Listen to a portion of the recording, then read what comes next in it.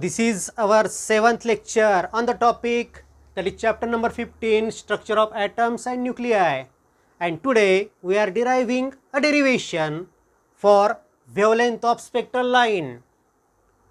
बघा, आपण काल त्या ठिकाणी एनर्जी लेवल डायग्राम बघितली होती. त्या एनर्जी लेवल डायग्राम मध्ये वेगवेगळ्या एनर्जी लेवल्स दाखवल्या होत्या आणि तिथे मग वेगवेगळ्या स्पेक्ट्रल सिरीज दाखवल्या होत्या. Lyman series, Balmer series, Paschen series आठवतं.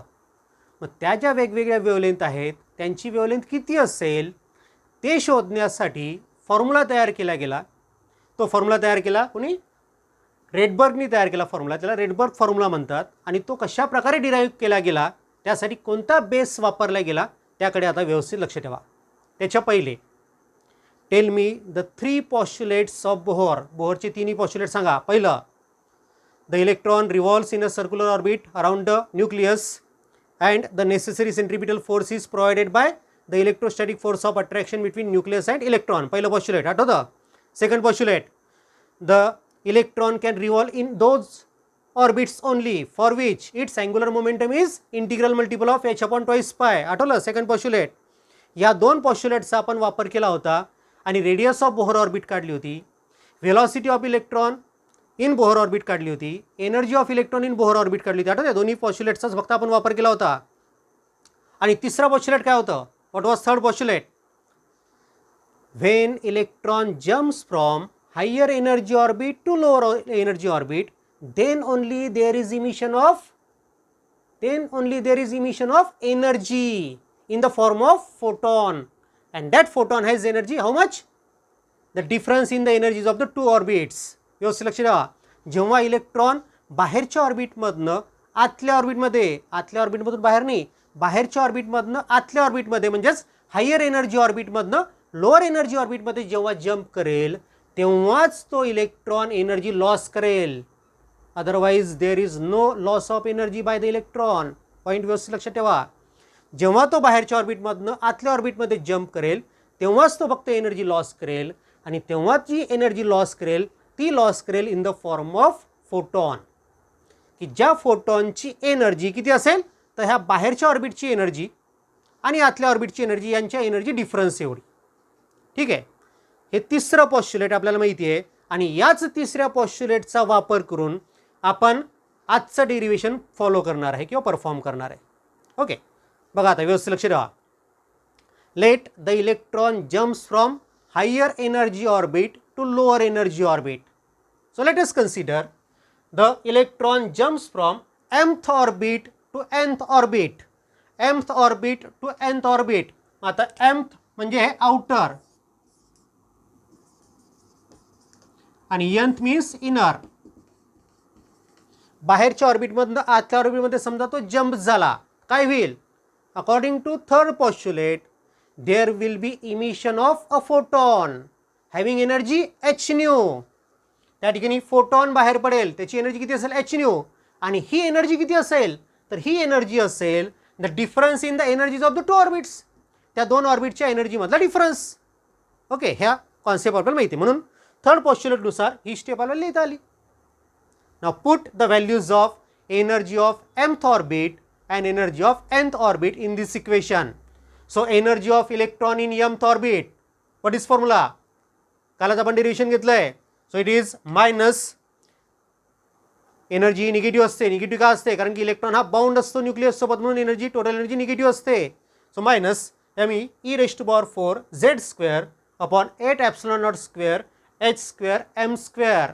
mthव्या ऑर्बिटची एनर्जी, टोटल एनर्जी मी या ठिकाणी मांडली आहे, मायनस nthव्या ऑर्बिटची एनर्जी और energy of electron in nth orbit. काय formula? Minus me e⁴ z² upon 8 epsilon naught square h² n². आता हे जे दोन्ही फॉर्म्युले मी घेतले, हे घेतले मी कोणत्या सब्स्टन्ससाठी? हायड्रोजनसाठी घेतलेत का? हायड्रोजनसाठी जर मी हे फॉर्म्युले घेतले असते तर इथे झेड लिहिला नसता, झेडची व्हॅल्यू 1 घेतली असती. Means we are considering this formula for any substance. कोणत्याही सब्स्टन्सचा जर आपण विचार केला तर त्या सब्स्टन्सच्या बाहेरच्या ऑर्बिटमधनं आतल्या ऑर्बिटमध्ये जर इलेक्ट्रॉन जम्प झाला तर त्या बाहेर पडणाऱ्या फोटॉनची एनर्जी एवढी असेल. Okay, clear? इथपर्यंत काही कोणाला अडचण? आता इथे बघा मायनस ऑफ मायनस म्हणजे प्लस होईल, म्हणजे ही टर्म होईल प्लस, ही टर्म होईल मायनस. मी लिहिताना काय करतो, ही प्लस टर्म पहिले लिहितो आणि ही मायनस टर्म नंतर लिहितो. ओके, मग ही प्लस टर्म काय होईल, me e⁴z² upon 8ε0² h² n². पहा ही टर्म मायनस मायनस प्लस झाल्यामुळे ती पहिले घेतली मी, आहे बरोबर. ओके, आणि ही टर्म मायनस होती, so minus minus me⁴z² upon 8ε0² h² m². आल्या दोन्ही टर्म लक्षात, फक्त त्याला रिअरेंज करून लिहिलं. आता फ्रिक्वेन्सी म्हणजेच वेलॉसिटी अपॉन वेव्हलेंथ हा फॉर्म्युला सगळ्यांना माहिती आहे, म्हणून न्यूच्या ऐवजी मी टाकलं c upon lambda. Lambda means wavelength, c म्हणजे स्पीड ऑफ लाईट आणि h मीन्स प्लँक्स कॉन्स्टंट, हे सगळ्यांना माहिती आहे. न्यूच्या ऐवजी c अपॉन लॅम्बडा टाकलं म्हणजे लेफ्ट हँड साईडला झालं आपल्याजवळ sc अपॉन लॅम्बडा. इथे बघा आता जवळपास इथे पण me आहे, इथे पण me आहे, इथे पण e⁴ आहे, इथे पण e⁴ आहे, इथे पण z² आहे, इथे पण z² आहे. दोन्ही टर्ममध्ये सारखं दिसतंय, दोन्ही टर्ममध्ये 8 दिसतोय, दोन्ही टर्ममध्ये ε0² दिसतोय, दोन्ही टर्ममध्ये h² दिसतोय. त्यामुळे दोन्ही टर्ममधनं मी या सगळ्यांना कॉमन काढतो. So take common me⁴z² upon 8ε0² h². हे जर कॉमन काढलं तर इथे राहतं 1/n² आणि इथे राहतं -1/m². झाली स्टेप क्लिअर. याच्यामधलं कॉमन काढायचं, कॉमन काढल्यानंतर ब्रॅकेटमध्ये शिल्लक असेल आपल्याजवळ 1/n² - 1/m². n म्हणजे ज्या ऑर्बिटमध्ये इलेक्ट्रॉन येणार आहे ते ऑर्बिट, आणि m म्हणजे जिथून इलेक्ट्रॉन येणार आहे ते ऑर्बिट. म्हणजे m हे आउटर ऑर्बिट आहे, n हे इनर ऑर्बिट आहे, आपल्याला माहिती आहे. This is number of outer orbit आणि this is number of inner orbit. ठीक आहे. आता h आणि c मी इकडे ट्रान्सफर करतो. h आणि c जर ट्रान्सफर केला तर लेफ्ट हँड साईडला काय राहील, 1/λ. So 1/λ is equal to h आणि c मी ट्रान्सफर केला तर इकडे येईल तो, इथे डिनॉमिनेटरमध्ये h² आहे, हा अजून एक h तिथे आला तर hचा क्यूब होईल आणि हा c पण तिथे आलेला असेल. सो इट बिकम्स me⁴z² 8ε0² हा c आणि h अजून एक आलेला आहे, सो CH3 आलं बरोबर. आणि ब्रॅकेटमध्ये 1/n² - 1/m² आहेच. आता इथे लक्ष ठेवा, या ठिकाणी हा जो मल्टिप्लायर आलेला आहे या ब्रॅकेटला, z² सोडून द्या त्यातला, हा जो दिसतोय तुम्हाला याच्याऐवजी म्हणजे me म्हणजे मास ऑफ इलेक्ट्रॉन ते कॉन्स्टंट आहे, e म्हणजे चार्ज ऑन द इलेक्ट्रॉन तो पण कॉन्स्टंट आहे, 8 तर कॉन्स्टंटच आहे, ε0 म्हणजे परमिटिव्हिटी ऑफ फ्री स्पेस ती पण कॉन्स्टंट आहे, c म्हणजे speed of light in vacuum तो पण कॉन्स्टंट आहे, h म्हणजे प्लँक्स कॉन्स्टंट तो पण कॉन्स्टंट आहे. त्यामुळे हे सगळे कॉन्स्टंट आहेत, ऑल दीज आर कॉन्स्टंट. मग या सगळ्या कॉन्स्टंटच्या ऐवजी मी एकच कॉन्स्टंट ठेवतोय, called RH. It is called रेडबर्ग्स constant. ठीक आहे, हा कॉन्स्टंट म्हणजे रेडबर्ग्स कॉन्स्टंट आहे आणि म्हणून मग याच्याऐवजी मी RH ठेवला. So the formula becomes 1/λ is equal to RH into z² in bracket 1/n² - 1/m² and this is called रेडबर्ग्स formula. त्याला इक्वेशन नंबर 1 म्हणतोय मी. दिस इज कॉल्ड रेडबर्ग्स फॉर्म्युला. याला रेडबर्ग्स फॉर्म्युला म्हणतात. पहिले जुने सिलेबसमध्ये प्रश्न असा असायचा, obtain an expression for wavelength of spectral line for hydrogen atom. For hydrogen atom असायचा, एनी ॲटमसाठी नव्हता, फॉर हायड्रोजन ॲटम असायचा. आणि त्या ठिकाणी मग हा फॉर्म्युला तुम्हाला मिळायचा. झेडची व्हॅल्यू 1, झेडची व्हॅल्यू 1 ठेवली की तुम्हाला तोच फॉर्म्युला हायड्रोजनसाठी मिळतो. आता पुस्तकामध्ये या प्रकारे दिलेलं असल्यामुळे या प्रकारे मी घेतलं आहे. तुम्ही डायरेक्ट झेडची व्हॅल्यू 1 ठेवून पण सॉल्व करू शकता, पण मग मात्र बोर्डाच्या ज्या स्टेप्स येतील त्यामध्ये तुमचे मार्क काटले जातील. म्हणून याच प्रकारे सोडवायचं आहे, ज्या प्रकारे मी डेरिव्हेशन केलं आहे त्याच प्रकारे. आणि हा जो फॉर्म्युला मिळाला आपल्याला रेडबर्ग्स फॉर्म्युला, याला कन्वर्ट करायचा हायड्रोजनसाठी. हायड्रोजनसाठी कन्वर्ट करायचं म्हणजे झेडची व्हॅल्यू 1 ठेवायची फक्त. म्हणजे फॉर्म्युला होतो आपल्याजवळ 1/λ is equal to RH in bracket 1/n² - 1/m². पण आता इथे लक्ष द्या, तुम्ही म्हणताय की सर म्हणतायत formula for wavelength of spectral line, पण इथे लेफ्ट हँड साईडला लॅम्बडा थोडी आहे, 1/λ आहे. पण 1/λ म्हणजे काय, वेव नंबर असतो. What is wave number? Wave number means number of wave present per unit distance किंवा पर मीटर म्हणू आपण. वेवलेंथ जर मीटरमध्ये घ्याल तर पर मीटर, ह्या लॅम्बडा जर अँगस्ट्रॉम युनिटमध्ये घ्याल तर पर अँगस्ट्रॉम युनिट. ठीक आहे. मग हा जरी वेव नंबरचा फॉर्म्युला असला किंवा हा जरी वेव नंबरचा फॉर्म्युला असला तरी याला वेवलेंथचा फॉर्म्युला म्हणतात. ती त्याला प्रथा पडली आहे. जसं एखाद्याचं नाव पडून जातं तशाच प्रकारे हा फॉर्म्युला आहे वेवलेंथचा. जरी हा वेव नंबरचा फॉर्म्युला असला तरी याला म्हटलं जातं वेवलेंथचा फॉर्म्युला. ठीक आहे. So this is complete derivation for wavelength of spectral line for any substance as well as for hydrogen. आणि या वेवलेंथच्या फॉर्म्युल्यावरनं मग आपल्याला त्या लायमन सिरीजमध्ये ज्या वेगवेगळ्या वेवलेंथ आपल्याला दिसल्या होत्या त्या सगळ्या वेवलेंथ कॅल्क्युलेट करता येतात किंवा त्यांचे फॉर्म्युले तयार करता येतात. बामर सिरीजचे फॉर्म्युले काढता येतात आपल्याला, पाशियन सिरीजचे काढता येतात, ब्रॅकेट सिरीजचे काढता येतात, फंड सिरीजचे काढता येतात. ते आपण याच्यानंतर करणार आहे. पण त्याच्या पहिले पुन्हा एकदा बघा आपण काय केलं तर आपल्याला वेवलेंथ ऑफ स्पेक्ट्रल लाईनचं डेरिव्हेशन करायचं होतं. स्पेक्ट्रल लाईनचं डेरिव्हेशन करण्यासाठी आपण काय केलं तर इलेक्ट्रॉन बाहेरच्या ऑर्बिटमधनं आतल्या ऑर्बिटमध्ये जंप करतो असं कन्सिडर केलं. म्हणजे इलेक्ट्रॉन जंप होतोय mth ऑर्बिटमधनं nth ऑर्बिटमध्ये, आणि त्यानुसार मग आपण तिसऱ्या पॉस्च्युलेटचा वापर केला, बोरच्या तिसऱ्या पॉस्च्युलेटचा वापर केला आणि इक्वेशन मांडलं h nu = em - en. ची व्हॅल्यू पुटअप केली, en ची व्हॅल्यू पुटअप केली आणि फक्त सिम्प्लिफाय केलं. आणि इथे एक रेडबर्ग कॉन्स्टंट ठेवला. कशासाठी? me e⁴/8ε02 CH³ साठी आपण r ही व्हॅल्यू ठेवली. आर म्हणजेच रेडबर्ग कॉन्स्टंट ही व्हॅल्यू आपण तिथे प्लेस केली. आणि आपल्याला फॉर्म्युला मिळाला वेवलेंथचा 1/λ = RH × Z² in bracket 1/n² - 1/m² for any substance. आणि याच फॉर्म्युल्याला आपण हायड्रोजनसाठी कन्वर्ट केलं आणि हायड्रोजनसाठी तोच फॉर्म्युला आपल्याला मिळाला 1/λ = RH. झेडची व्हॅल्यू 1 ठेवायची आहे त्यामुळे हा झाला 1.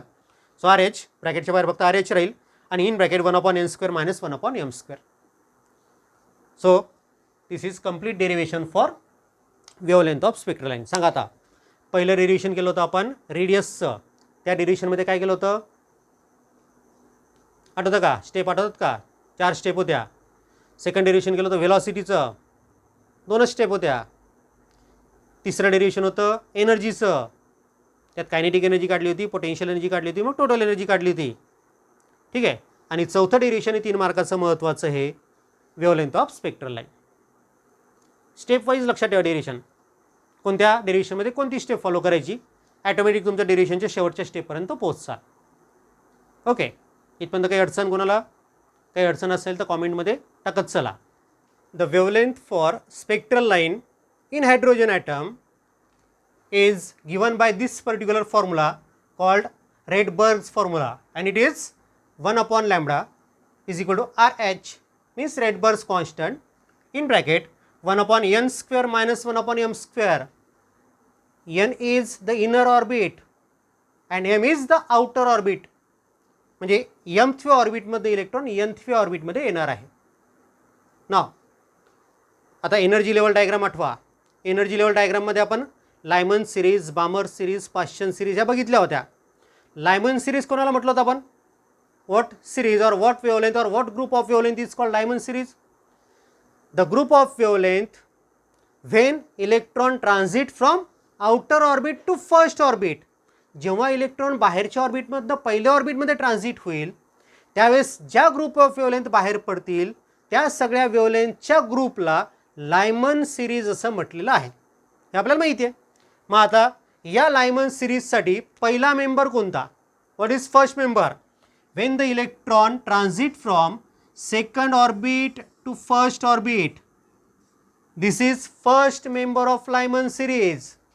मग ज्यावेळेस इलेक्ट्रॉन सेकंड ऑर्बिटमधनं पहिल्या ऑर्बिटमध्ये पहिल्या ऑर्बिटमध्ये येईल तर त्यावेळेस हा एनर्जी बाहेर फेकेल in the form of photon. म्हणजेच त्या ठिकाणी वेवलेंथ बाहेर फेकेल. ती वेवलेंथ किती असेल ती आपण शोधतोय. And now the first member of Lyman series has wavelength. या फॉर्म्युल्यामध्ये मी आता व्हॅल्यूज पुटअप करतो लायमन सिरीजसाठी. लायमन सिरीजमध्ये इलेक्ट्रॉन येणार आहे पहिल्या ऑर्बिटमध्ये म्हणजे यांची व्हॅल्यू टाकायची 1. ठीक आहे. Put 1 in place of n, so 1 square. आता पहिला मेंबर आहे हा, त्यामुळे पहिला मेंबर कोणता असतो, त्याच्यानंतरच्या ऑर्बिटमधनं येणारा इलेक्ट्रॉन, म्हणजे सेकंड ऑर्बिटमधनं पहिल्या ऑर्बिटमध्ये ट्रान्झिशन इलेक्ट्रॉनचं होणार आहे. सो एमची व्हॅल्यू मी प्लेस केली 2. So 1 upon lambda is equal to R H in bracket 1 upon 1 square minus 1 upon 2 square. So R H in bracket 1 upon 1 square म्हणजेच 1 मायनस 1 अपॉन 2 स्क्वेअर म्हणजे 1 अपॉन 4. याला सिम्प्लिफाय केलं तर 3/4 होतील ब्रॅकेटमध्ये 3/4 into R. Okay, so 1 upon lambda is equal to 3RH upon 4. म्हणजे याच्यावरनं मी लॅम्बडाची किंमत काढली.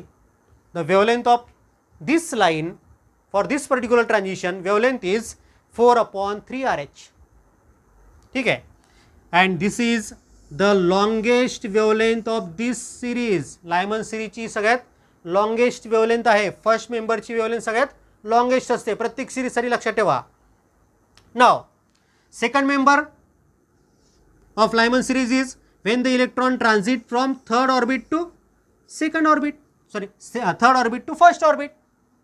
So इथे 1 अपॉन n स्क्वेअर म्हणजे 1 upon 1 square, 1 upon m square. mची व्हॅल्यू किती घेसाल 3.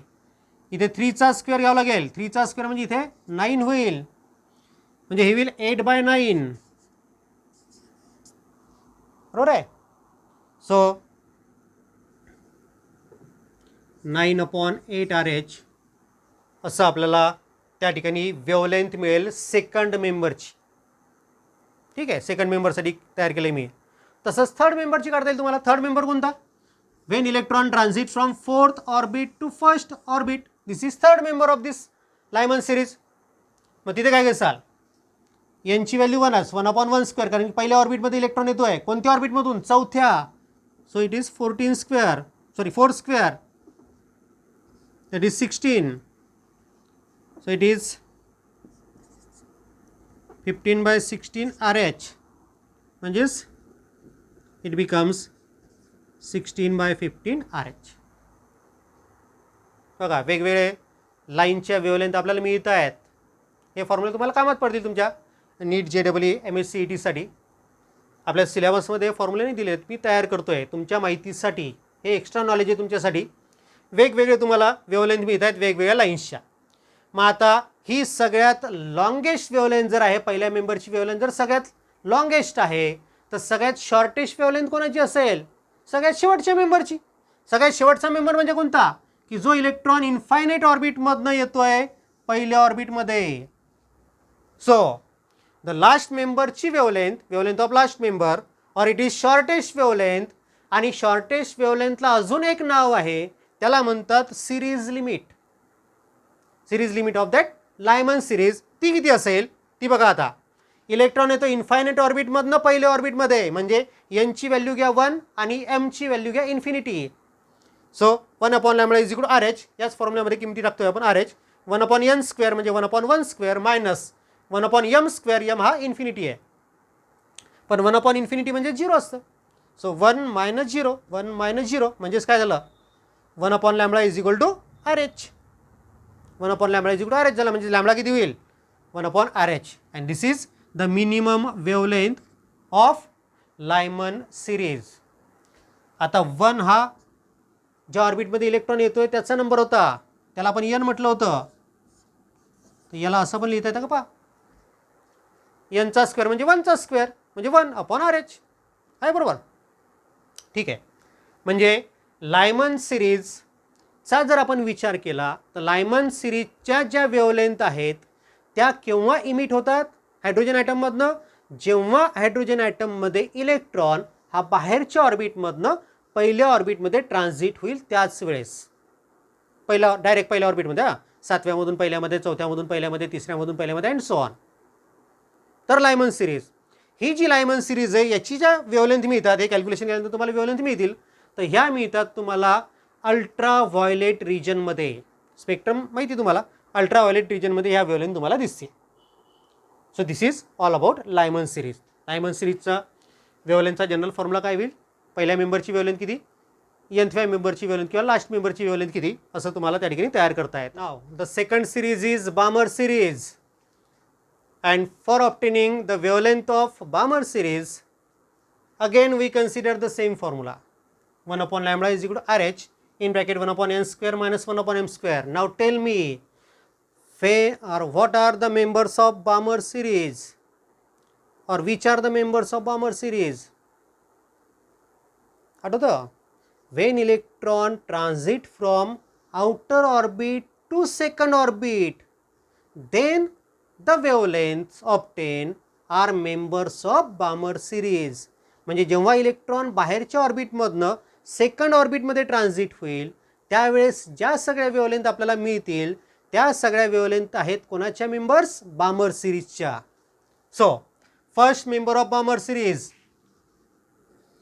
When electron transit from third orbit to second orbit, हा पहिला मेंबर असेल.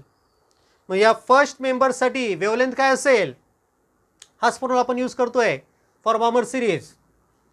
सो 1 अपॉन n स्क्वेअर म्हणजे 1 अपॉन 2 स्क्वेअर. दुसऱ्या ऑर्बिटमध्ये इलेक्ट्रॉन येणार आहे कुठून? तिसऱ्या ऑर्बिटमधनं, म्हणजे m ची व्हॅल्यू टाका 3. So 1 upon 3 square. So RH in bracket 1 upon 4 minus 1 upon 9 म्हणजे RH in bracket 9 minus 4 upon 36. Cross multiplication केलं आपण याचं. So it becomes 1 upon lambda is equal to 5 RH upon 36. म्हणजेच वेव्हलेंथ मिळते तुम्हाला 36 अपॉन 5 RH. ही सगळ्यात longest wavelength कोणाची? बामर सिरीजची. ठीक आहे. आणि ही वेव्हलेंथ असते विजिबल रिजनमध्ये, लायमन सिरीज असते अल्ट्राव्हायोलेट रिजनमध्ये, आणि ही वेव्हलेंथ आपल्याला दिसते म्हणून याला आपण नाव दिलं आहे, याला म्हटलं H alpha line. So wavelength of H alpha line is 36 upon 5R. Point व्यवस्थित लक्षात ठेवा. H अल्फा लाईनची वेव्हलेंथ 36 अपॉन 5R. त्याच प्रकारे आता या बामर सिरीजचा सेकंड मेंबर घ्या. सेकंड मेंबर कोण असेल? तर जेव्हा इलेक्ट्रॉन फोर्थ ऑर्बिटमधनं सेकंड ऑर्बिटमध्ये ट्रान्झिट होईल तर त्यावेळेस जी वेव्हलेंथ बाहेर पडेल ती असेल त्या बामर सिरीजची सेकंड मेंबर. मग त्या सेकंड मेंबरची वेव्हलेंथ किती असेल? इथे होईल 1 upon 2 square minus 1 upon 4 square. चौथ्या ऑर्बिटमधून दुसऱ्या ऑर्बिटमध्ये. So 1/4 minus 1/16. So it is 16 minus 4 upon 64. So it becomes 12 RH upon 64. So it is 64 upon 12 RH. So this is wavelength of second member of Balmer series. In the same way, you can calculate the wavelength of the other members. Now, the last member of Balmer series has wavelength.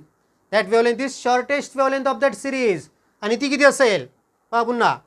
आता Balmer series आहे त्यामुळे n is equal to 2 असेल. बरोबर आहे?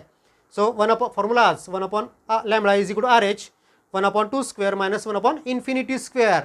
Infinite ऑर्बिटमधनं जेव्हा तो second ऑर्बिटमध्ये electron transit होईल त्यावेळेस जी वेव्हलेंथ असेल ती त्या बामर सिरीजची शॉर्टेस्ट वेव्हलेंथ असेल. आणि ती आपल्याला मिळते 1 अपॉन 2 स्क्वेअर म्हणजे 1/4 आणि 1 अपॉन इन्फिनिटी स्क्वेअर म्हणजे 0. So it is RH/4. So 1 upon lambda is equal to RH/4 म्हणजेच लॅम्बडा असेल 4 अपॉन RH. ही मिनिमम वेव्हलेंथ बामर सिरीजची. काय फॉर्म्युला? 4 upon RH. 4 म्हणजे काय? 2 चा स्क्वेअर. 2 म्हणजे काय? n. So n square upon RH. आलं. म्हणून मग सिरीज लिमिट बामर सिरीजची असेल n स्क्वेअर अपॉन RH म्हणजेच 4 अपॉन RH एवढी त्याची वेव्हलेंथ असेल. ठीक आहे. हे झालं सिरीज लिमिट. म्हणजे केव्हा असेल? जेव्हा इलेक्ट्रॉन ट्रान्झिट होईल इन्फायनाईट ऑर्बिटमधनं सेकंड ऑर्बिटमध्ये त्यावेळेस. कोणत्या रिजनमध्ये दिसती? बामर सिरीजमध्ये. मग सेकंड मेंबरला काय म्हटलं तिथे? H बीटा लाईन म्हणायचं. सेकंड मेंबरची वेव्हलेंथ किती काढली होती आपण? 64 अपॉन 12 RH. थर्ड मेंबरला H गॅमा लाईन म्हणतात. चौथ्या मेंबरला H डेल्टा लाईन म्हटलं जातं कारण की त्या वेव्हलेंथ आपल्याला दिसतात विजिबल रिजनमध्ये आहेत त्यामुळे त्या दिसत असल्यामुळे आपण त्यांना नाव दिलेत. पहिला मेंबर म्हणजे H अल्फा लाईन, दुसरा मेंबर म्हणजे H बीटा लाईन, तिसरा मेंबर म्हणजे H गॅमा लाईन, चौथा मेंबर म्हणजे H डेल्टा लाईन. ओके. आणि शेवटचा मेंबर म्हणजे हा सिरीज लिमिट आणि त्याची वेव्हलेंथ असते 4 अपॉन RH. हे झालं सर्व बामर सिरीजबद्दल. याच प्रकारे पाश्चन सिरीज. पाश्चन सिरीजमध्ये काय घेसाल आता? इलेक्ट्रॉन जेव्हा तिसऱ्या ऑर्बिटमध्ये ट्रान्झिट होईल त्यावेळेस ज्या वेव्हलेंथ बाहेर पडतील त्या सगळ्या पाश्चन सिरीजमधल्या असतील आणि मग त्याचे सगळे फॉर्म्युले काय येतात ते आपण बघतो. नाव the third series in hydrogen spectrum is पाश्चन series. आणि आपल्याला माहिती आहे पाश्चन सिरीज आपल्याला केव्हा ऑब्झर्व झाली होती, जेव्हा इलेक्ट्रॉन बाहेरच्या ऑर्बिटमधनं तिसऱ्या ऑर्बिटमध्ये ट्रान्झिट झाला होता तेव्हा ज्या सगळ्या वेव्हलेंथ बाहेर पडतात त्या सगळ्या वेव्हलेंथच्या ग्रुपला आपण पाश्चन सिरीज म्हटलं होतं, बरोबर आहे. So when electron jumps from higher orbit to third orbit then the emitted wavelength group of emitted wavelength is called Paschen series. Now first member of Paschen series तिसऱ्या ऑर्बिटमध्ये ट्रान्झिशन झालं पाहिजे. मग पहिला मेंबर कोण असेल, from fourth orbit to third orbit हा असेल पहिला मेंबर कोणाचा, पाश्चन सिरीजचा. So using the same formula first member म्हटला की त्याची वेव्हलेंथ मॅक्झिमम असते. So it has maximum wavelength और longest wavelength. So longest wavelength in Paschen series so 1 lambda RH 1/3 square, कारण की तिसऱ्या ऑर्बिटमध्ये इलेक्ट्रॉन येणार आहे. कोणत्या ऑर्बिटमधलं, चौथ्या, म्हणून एमची व्हॅल्यू टाका 4 1/4 square is equal RH in bracket 1/9 minus 1/16 simplify केलं त्याला. So it is 16 minus 9/144. So 1 lambda is equal to 7 RH upon 144 means lambda is found to be 144/7 RH and this is the maximum wavelength of Paschen series. पहिल्या मेंबरची wavelength ही maximum असते और longest wavelength असते ती, आणि ती आहे 144/7 RH. Similarly you can find wavelength of second member, third member, fourth member. The wavelength of last member means when electron jumps from infinite orbit to third orbit, ही त्याची last member असेल त्या पाश्चन सिरीजचा. हा इन्फ्रारेड रिजनमध्ये असते पाश्चन series, म्हणजे ह्या wavelength आपल्याला डोळ्यांनी दिसत नाहीत, ठीक आहे. And that last member or shortest wavelength or series limit is 1 lambda is equal to RH 1/3 square minus 1/∞ square means RH in bracket 1/9 minus 0 1/∞ square म्हणजे 0 असतं. सो म्हणजेच RH/9 मिळालं आपल्याला. 1 lambda is equal to RH/9 म्हणजेच minimum wavelength मी इथे तुम्हाला पाश्चन सिरीजची 9/RH. 9 काय, 9 म्हणजे n आहे, m to n, n हा 3 आहे म्हणून n² अपॉन RH. म्हणजेच मिनिमम वेव्हलेंथ तुम्हाला पुन्हा याच फॉर्ममध्ये मिळते n² अपॉन RH. ओके, ही झाली पाश्चन सिरीज. समोर आहे bracket series, fund series. Bracket series केव्हा असते, जेव्हा इलेक्ट्रॉन चौथ्या ऑर्बिटमध्ये ट्रान्झिट करतो बाहेरच्या ऑर्बिटमधनं त्यावेळेस, ठीक आहे. मग इथे काय करसाल, ब्रॅकेट सिरीज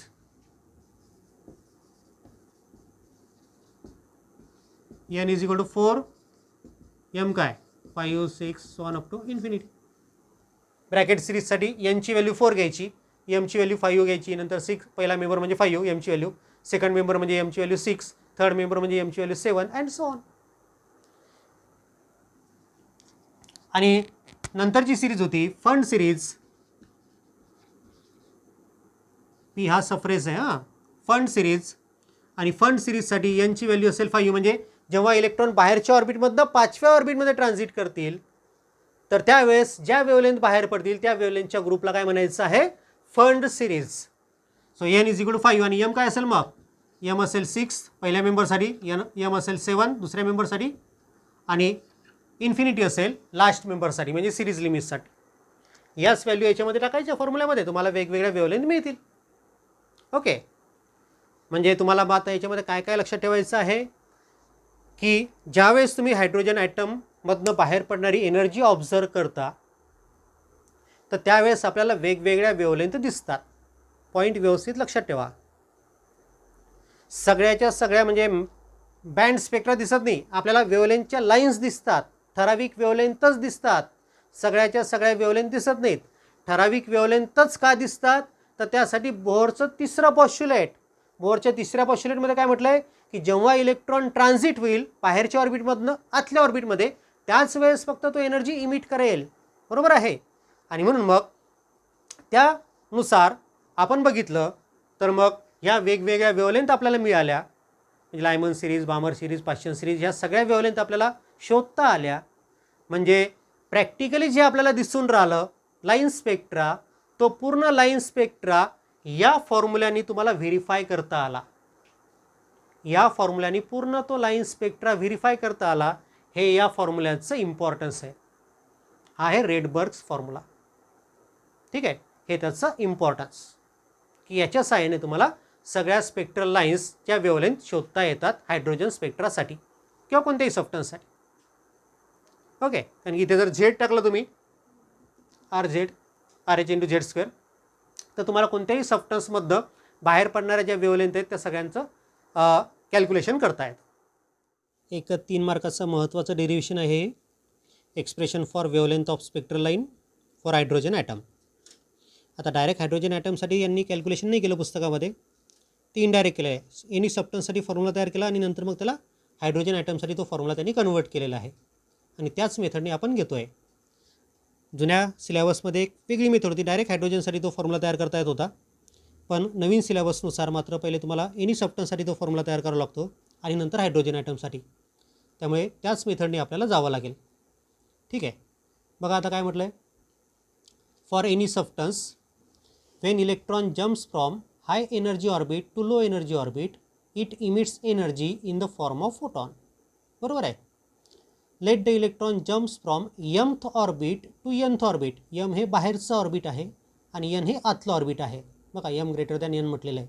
देन काय होईल, तर जेव्हा तो जम्प करेल त्यावेळेस एनर्जी बाहेर पडेल in the form of photon.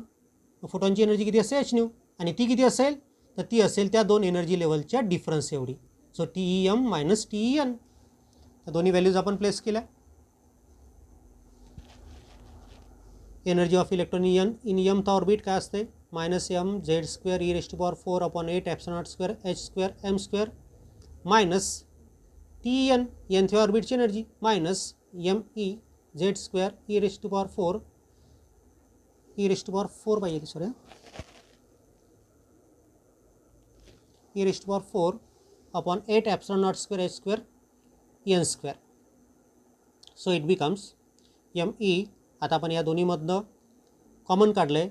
हा me, हा झेड स्क्वेअर, हा e⁴, हा 8, हा epsilon नॉट स्क्वेअर, हा h स्क्वेअर.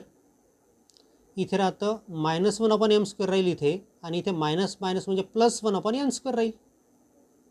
ठीक आहे, मग कॉमन काढलं आहे सगळं. +1/n स्क्वेअर मी पहिले लिहिला आणि -1/m स्क्वेअर नंतर लिहिला.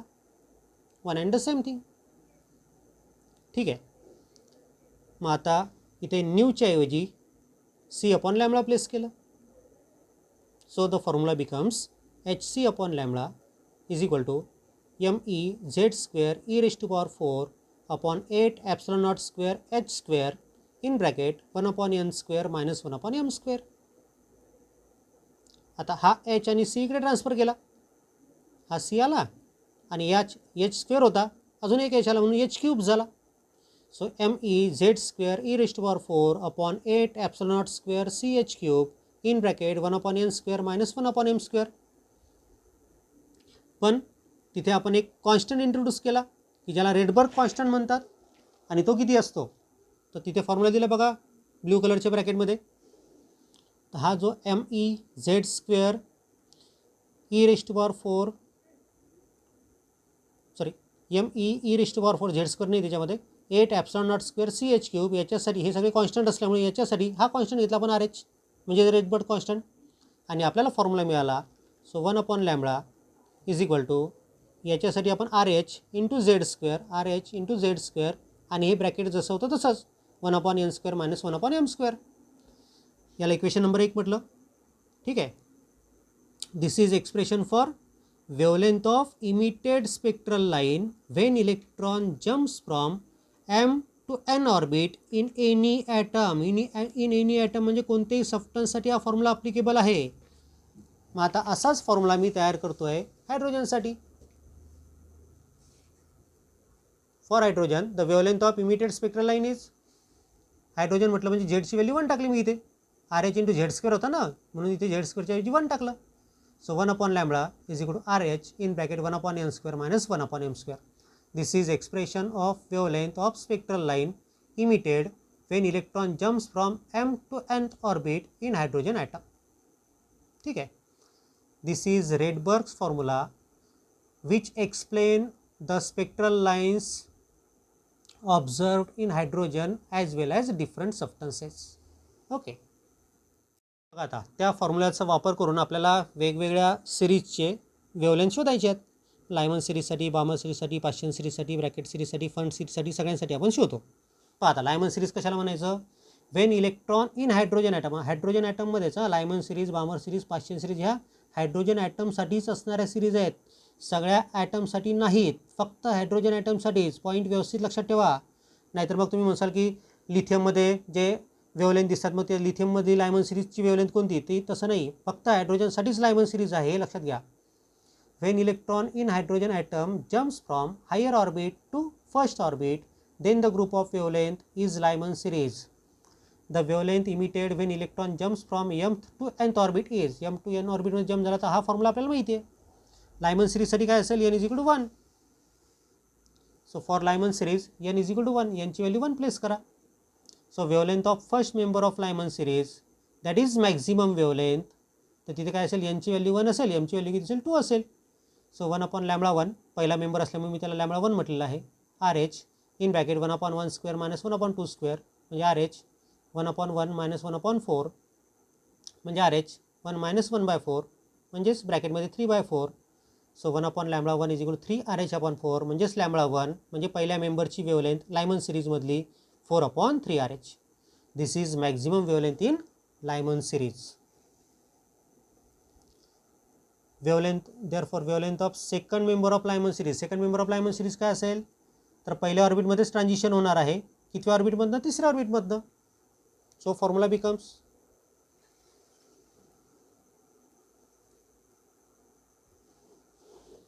सो 1/λ2 सेकंड मेंबर असल्यामुळे λ2 वापरलं मी. RH in bracket 1/1 square minus 1/3 square. Second member केव्हा भेटणार आहे? जेव्हा इलेक्ट्रॉन तिसऱ्या ऑर्बिटमधनं पहिल्या ऑर्बिटमध्ये ट्रान्झिट होईल त्यावेळेस. करा simplify, you will get 8 RH/9 म्हणजेच 9/8 RH. Similarly, wavelength of last member or shortest wavelength or series limit is. त्याचप्रकारे सिरीज लिमिट काढायची. सिरीज लिमिट केव्हा असेल? जेव्हा इलेक्ट्रॉन हा इन्फायनाईट ऑर्बिटमधनं पहिल्या ऑर्बिटमध्ये येईल त्यावेळेस. सो 1/λ इन्फिनिटी म्हणजे शेवटचा मेंबर त्याचा, और लास्ट मेंबर लायमन सिरीजचा, L म्हणजे लायमन सिरीजचा लास्ट मेंबर इन्फिनिटी म्हणजे. So RH in bracket 1/1 square minus 1/∞ square म्हणजेच RH इन ब्रॅकेट 1 - 0 म्हणजेच RH. So λ infinity for Lyman series म्हणजे शेवटचा मेंबर लायमन सिरीजची त्याची वेवलेंथ किती असेल? तर ती असेल 1/RH. आणि 1/RH म्हणजेच you can write it as n²/RH where n is 1. बरोबर आहे. This is shortest wavelength in Lyman series. So it is also called series limit of Lyman series. त्याचप्रकारे बामर सिरीजसाठी, बामर सिरीज कशाला म्हटलं होतं आपण?